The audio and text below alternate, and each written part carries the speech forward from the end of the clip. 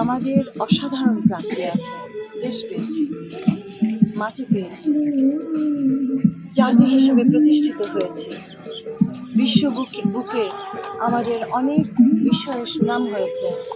বাংলাদেশ উপমহাদেশের অন্যতম উন্নত দেশ হিসেবে সূচককে কেন্দ্র করে অন্যতম উন্নত দেশ হিসেবে স্বীকৃতি পেয়েছে। এখানে আমাদের মৃত্যুর হার কমেছে, এখানে আমাদের স্বাস্থ্যের সূচক বেড়েছে, এখানে সাম্যের জায়গাটা নারী পুরুষের যে পরিসংখ্যানগুলো আছে সেগুলো উপমহাদেশে অনেক দেশের চাইতে অনেক ভালো। সেগুলো কিন্তু আমাদের অনেক বড় অর্জন। আমাদের মেয়েদের অগ্রগতি, নিজের পায়ে দাঁড়ানো, এই সবগুলো আমাদের মেয়েরা এখন 70% ইউনিভার্সিটিগুলোতে, মেডিসিনে আমাদের মেয়েরা শতভাগ, মানে শতভাগ না হলেও 90% ঊর্ধ্বে মেয়েরাই মেডিকেল কলেজে পড়ছে। এগুলো তো বিশাল উন্নতি। এটা হয়তো আমরা প্রতিনিয়ত দেখতে পাই না, কিন্তু আস্তে আস্তে আস্তে আস্তে কিন্তু আমরা এই জায়গাটায় পৌঁছেছি। আর এটা হচ্ছে একটা স্বাধীন দেশের স্বাভাবিক অগ্রগতি, তাই না? আর না পাওয়ার জায়গায় আমাদের সংগ্রামী তো বলে দেয় যে আমাদের না পাওয়ার জায়গা, কষ্টগুলো কোথায়। এবং বারবার যে আমরা হোঁচট খাই কেন? কারণ আমরা সত্যি সে ধরনের অংশীজন, সকল নাগরিককে নিয়ে একটি গণতান্ত্রিক সংস্কৃতি গড়ে তুলতে পারিনি। এবং সেই কারণে আমাদের বারবার ধাক্কা খেতে হয়। সেই 80 দশক, 90 দশক, 2000-এর প্রথমাংশে এই 15-16 বছরের স্বৈরাচারের যে সময়কাল এবং আমাদের গণ অভ্যুত্থান সবই তো বলে দেয় আমাদের না পাওয়ার কষ্টটা কত গভীর।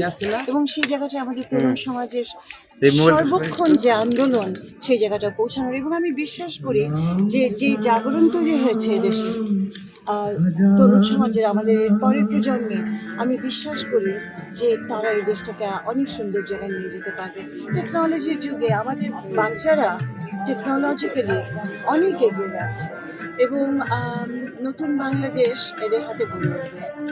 আমি অনেক সময় এই কথাটা বলেছি, 71 পরবর্তী যা আমরা অর্জন করতে পারিনি সেই কারণে কিন্তু 74 যে ছোট ছোট ছেলেরা যুদ্ধ করেছিল, আমরা তো কিশোরী ছিলাম, ছোট ছোট ছেলেরা যে যুদ্ধ করেছিল হ্যাঁ, 14 থেকে শুরু করে 21-22, তাদের সাথে সেই মুখগুলোর সাথে তো এই মুখগুলো আমি তফাৎ করতে পারি না। আমি তো সেই একই বয়সের ছেলেমেয়েদেরকে দেখছি, তারা আবার রাস্তায় নেমেছে। এটা তো 71-এর প্রজন্ম, নতুন প্রজন্ম।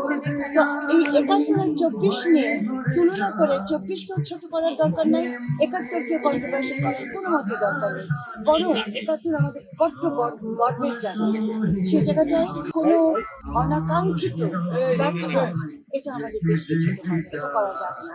এবং 24-কে আমরা ধারণ করি। আর আমাদের তরুণ সমাজ যে বারবার এগিয়ে আসে একটা সুন্দর সমাজ করার জন্য, 24টা সেটা নিতে না।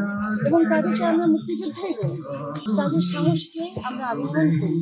এবং এই কথাই আমি বলবো যে এখানে তুলনার কোনো জায়গা নেই। এটা একটা আমাদের মুক্তির সংগ্রামের একটা চলমান যাত্রা।